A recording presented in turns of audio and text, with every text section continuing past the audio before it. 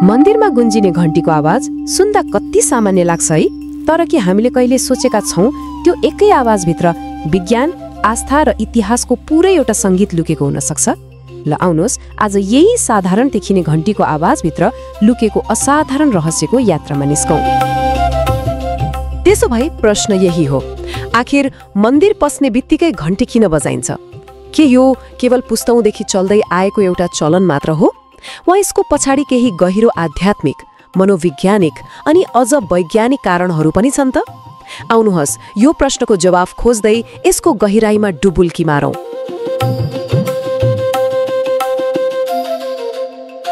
सबैभन्दा पहिलो र सायद सबैभन्दा प्रचलित कारणबाट सुरु गरौं। यो हो एक किसिमको दैवी संवाद। घण्टीको आवाज केवल एउटा ध्वनि मात्रै होइन, यो त भक्त र भगवान बीचको एउटा अदृश्य पुल जोड्ने शक्तिशाली संकेत हो। यसलाई यसरी सोचौं न, मानौ हामी भगवानको घरमा पुग्यौं र घण्टी बजाउनु भनेको ढोका ढकढक्याउनु जस्तै हो। यो भगवानको ध्यान आफूतर्फ तान्ने र आफ्नो आगमनको सूचना दिने एउटा तरिका हो। श्रद्धाले भरिएको एउटा आवाज जसले भन्छ, हे प्रभु, म यहाँ तपाईको द्वारमा आइपुगेको छु। तर कुरा यतिमा मात्रै सकिँदैन। घण्टीले त एउटा पवित्र टाइमकिपरको काम पनि गर्छ। मन्दिरभित्र पस्दा आफ्नो आगमन जनाउन, दर्शन सकेर बाहिर निस्कदा धन्यवाद र कृतज्ञता व्यक्त गर्न, अनि आरती वा पूजा जस्ता विशेष अनुष्ठान कहिले सुरु भयो र कहिले सकियो भनेर घोषणा गर्न पनि यही घण्टीको आवाज माध्यम बन्छ। ल यो त भयो बाहिरी संसारको कुरा, भगवानसँगको संवाद। तर घण्टीको आवाजले हामी भित्र पनि त केही गर्छ होला नि, हैन? हो, यसले हाम्रो आफ्नै चेतनालाई पनि झकझक्याउँछ, हाम्रो ध्यानलाई बाहिरी कोलाहलबाट तानेर भित्री शान्तितर्फ लैजान्छ। यो स्लाइडमा हेरौँ त कति प्रष्ट छ। घण्टी बज्नुभन्दा अगाडि हाम्रो दिमागमा के कुरा खेलिरहेको हुन्छ, हैन? कामको टेन्सन, घरको कुरा, अनेक थरी हल्ला। तर जब घण्टीको त्यो तिखो र गुन्जायमान आवाज कानमा पर्छ, त्यसले एकैछिनमा ती सबै विचारहरूलाई पन्छाएर मनमा एउटा स्थिरता र एकाग्रता ल्याइदिन्छ, अनि हामी त्यो वर्तमान क्षणमा आएर पूजाका लागि तयार हुन्छौँ। अनि अर्को एउटा विश्वास पनि छ, त्यो के हो भने घण्टीबाट निस्कने जुन कम्पन छ त्यसले वरिपरिको वातावरणलाई नै शुद्ध गरिदिन्छ। यसको ध्वनिले नकारात्मक ऊर्जालाई हटाएर पूजापाठका लागि एक पवित्र र सकारात्मक माहौल बनाउँछ भन्ने मान्यता छ। यहाँसम्म त हामीले आस्था र परम्पराको कुरा गर्यौं, तर अबको पालो हो कथाको सबैभन्दा रोचक मोडको, जहाँ विज्ञानले आध्यात्मिकतालाई भेट्छ। आउनुहोस् यो पवित्र आवाजको पछाडि लुकेको ध्वनिको विज्ञानलाई अलिकति निहालेर हेरौं।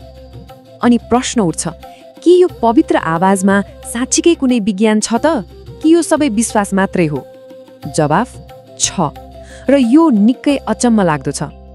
हेर्नुस्, मन्दिरको घण्टी भनेको यत्तिकै कुनै धातुको डल्लो होइन, यो त एउटा खास किसिमको मिश्रणबाट बनाइन्छ, जसमा पित्तल, काँस जस्ता विभिन्न धातुहरू हुन्छन्, जसलाई कहिलेकाहीँ अष्टधातु पनि भनिन्छ। र यो खास मिश्रणको एउटै उद्देश्य हुन्छ, एउटा विशेष लामो समयसम्म गुन्जिरहने र असरदार ध्वनि निकाल्नु। अनि त्यो खास आवाज, त्यो गुन्जन कति समयसम्म रहन्छ होला? अनुमान लगाउनुस् त। ठ्याक्कै 7 सेकेन्ड। अब यो 7 सेकेन्डको कुरा साँच्चै गजबको छ। यो 7 सेकेन्डको कम्पनले हाम्रो दिमागको अल्फा र थेटा तरङ्गहरूमा सीधा असर पाल्छ, जसले हामीलाई तुरन्तै एउटा शान्त, लगभग ध्यानको अवस्थामा पुर्याइदिन्छ। अझ गहिराईमा जाने हो भने यही 7 सेकेन्डको ध्वनिले शरीरका 7वटै चक्रलाई सक्रिय र सन्तुलित बनाउन मद्दत गर्छ भन्ने विश्वास पनि गरिन्छ। घण्टीको एउटा आवाज र त्यो आवाजले हामीलाई वर्तमानबाट उठाएर सिधै ब्रह्माण्ड र इतिहाससँग जोडिदिन्छ। यो केवल एक क्षणिक काम मात्रै होइन, यो त समयभन्दा पनि परको एउटा शक्तिशाली प्रतिध्वनि हो।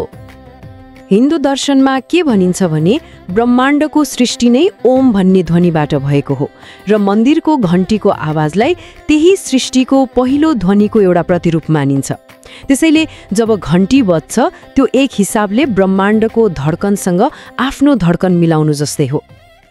एकछिन सोच्नुहोस् त, आज हामीले बजाएको त्यही घण्टी हाम्रा बा-आमाले बजाउनु भयो, हजुरबा हजुरआमाले बजाउनु भयो, सायद उहाँहरू भन्दा पनि कैयौं पुस्ता अघिका पुर्खाहरूले बजारे। यो एउटा सामान्य काम मात्रै रहेन, यो त पुस्ता पुस्तादेखि चलिआएको एउटा जीवन्त परम्पराको हिस्सा बन्नु हो। त्यसो भए आज हामीले के बुझ्यौं त? मन्दिरको एउटा सामान्य घण्टीमा 4वटा गहिरा तहहरू लुकेका रहेछन्। आध्यात्मिक तहमा यो भगवानलाई बोलाउने माध्यम हो।